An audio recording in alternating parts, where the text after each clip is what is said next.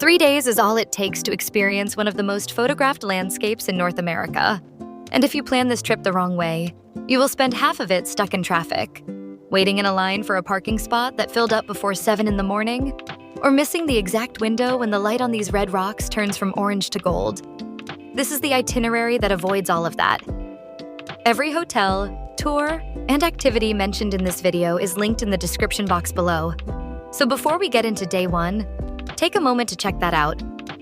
Sedona sits roughly 2 hours north of Phoenix in the high desert of northern Arizona, and it earns its reputation honestly. Towering red sandstone formations rise directly out of the landscape.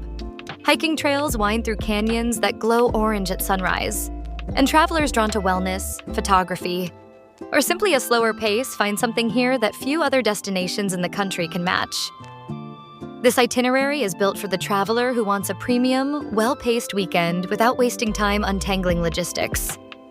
3 days is genuinely enough to cover the essential hikes, the vortex sites everyone talks about, a proper shopping and dining afternoon, and an unforgettable sunset, provided you follow the order laid out here. Quick ask before we continue. If detailed itinerary breakdowns like this one save you research time, tap like and subscribe. It genuinely helps this channel keep putting out travel plans at this level of detail. Let's start with day 1. Day 1. Arrival and first impressions. Your trip begins by flying into Phoenix Sky Harbor International Airport, which is the closest major hub to Sedona and the option nearly every seasoned visitor recommends over smaller regional airports. From there, you will want a rental car waiting, since Sedona and the surrounding Red Rock country are simply not practical without one. The drive north takes about 2 hours and runs along Interstate 17 through the Black Canyon Freeway, a scenic stretch that climbs steadily out of the desert floor and into pine-covered highlands before you descend into the Red Rock Basin. Time your arrival for early afternoon if you can. This gives you enough daylight to check in, settle into your hotel, and still fit in a relaxed first outing without feeling rushed off the plane. Where you stay shapes the entire trip, so choose deliberately. West Sedona is the better call if you want quiet luxury, more space, and easier parking, with several boutique resorts and spa properties tucked against the Red Rock backdrop. Uptown Sedona is the better call if you want to walk to galleries, restaurants, and shops without touching your car again until the next morning. Expect to pay somewhere in the range of $350 to $600 a night for a well-reviewed, high-end property in peak season.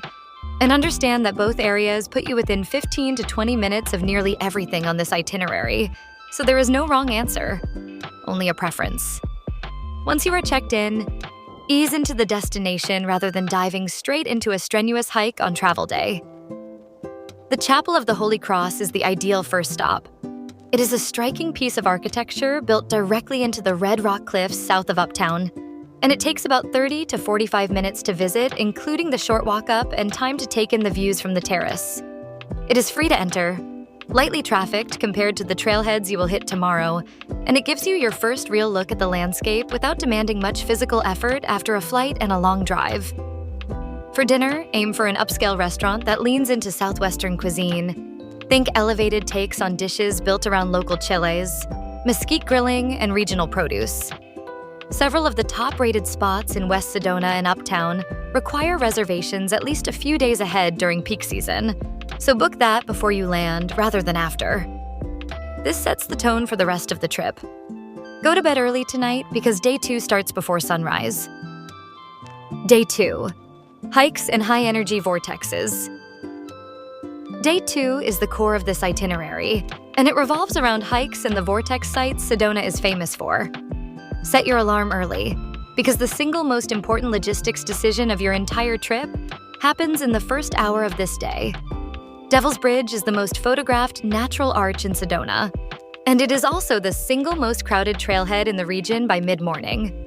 The parking area along Dry Creek Road is small, and it fills completely, often before 7 in the morning on weekends and during peak season. Your move is to arrive as close to sunrise as possible, ideally by 6:30. If that lot is full when you arrive, the Mescal Trailhead down the same road is a reliable backup, adding a short additional walk but rarely filling as fast. Either way, you will need a Red Rock pass to park at these Forest Service trailheads. It costs $5 for a single day, $15 for a week, or $20 for the full year, and it can be purchased online in advance or at machines near the trailheads themselves. Buy it ahead of time if you can, since fumbling with a payment kiosk in the dark before sunrise is not how you want to start the day. The hike itself runs roughly 4.5 miles round trip if you park at the main lot, and budget 2 to 3 hours total once you account for the walk-in, the climb to the arch, and time to actually enjoy the view without a crowd behind you. From Devil's Bridge, move on to one of Sedona's renowned energy vortex locations. Boynton Canyon and Cathedral Rock are the two most visited, and both sit within a short drive of your morning trailhead. Boynton Canyon offers a longer, shaded, more immersive canyon walk, while Cathedral Rock delivers a shorter but steeper climb with arguably the single most iconic view in all of Sedona from partway up the formation. If your legs are already tired from Devil's Bridge, Cathedral Rock is the more efficient choice, since even a partial climb to the saddle rewards you with a genuinely spectacular payoff in under an hour. Whichever you choose, aim to be there by mid-morning to avoid both the heat and the thickest crowds.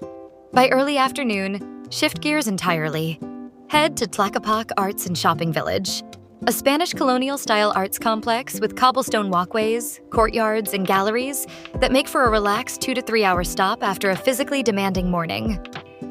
This is where you will find higher-end Southwestern art, jewelry, and craftsmanship, along with several solid lunch options if you have not eaten yet. Treat this block as recovery time built into the itinerary, not filler. As the afternoon fades, make your way to Airport Mesa for sunset.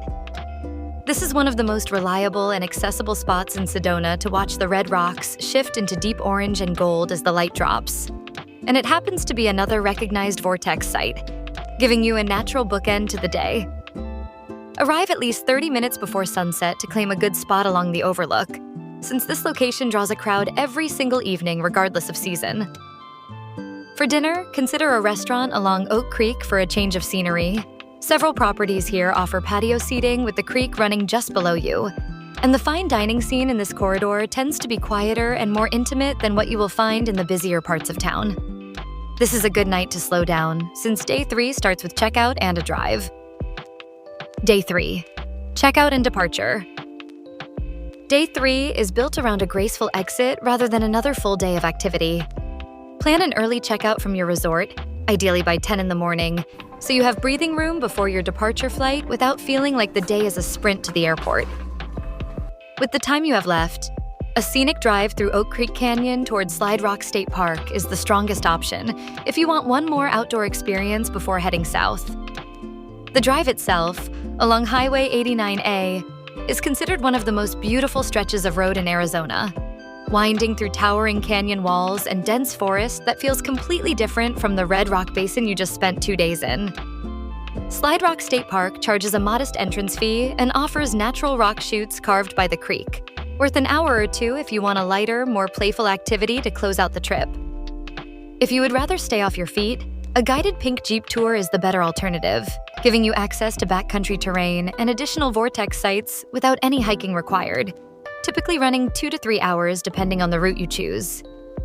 Once you have wrapped up your morning activity, begin heading south back toward Phoenix. Budget the same 2 hours for the return drive that you budgeted on the way in, and build in extra time if your flight departs during the evening rush around the airport. Arriving with a comfortable buffer beats arriving stressed, especially after a weekend built around slowing down. That is the complete 3-day plan, engineered to hit Sedona's best hikes, its most iconic vortex locations, its top-tier shopping and dining, and its most reliable sunset spot, all without wasting a single morning to a parking lot that filled up before you got there. If this itinerary helped you plan your trip, do 3 things before you go. Like this video so more travelers planning a Sedona weekend can find it, subscribe if you want more destination breakdowns built exactly like this one, and drop a comment letting me know which part of this itinerary you are most excited about, whether that is Devil's Bridge, the vortex hikes, or that sunset at Airport Mesa. I read every comment, and it genuinely shapes which destinations get covered next. Thanks for watching, and I will see you in the next one.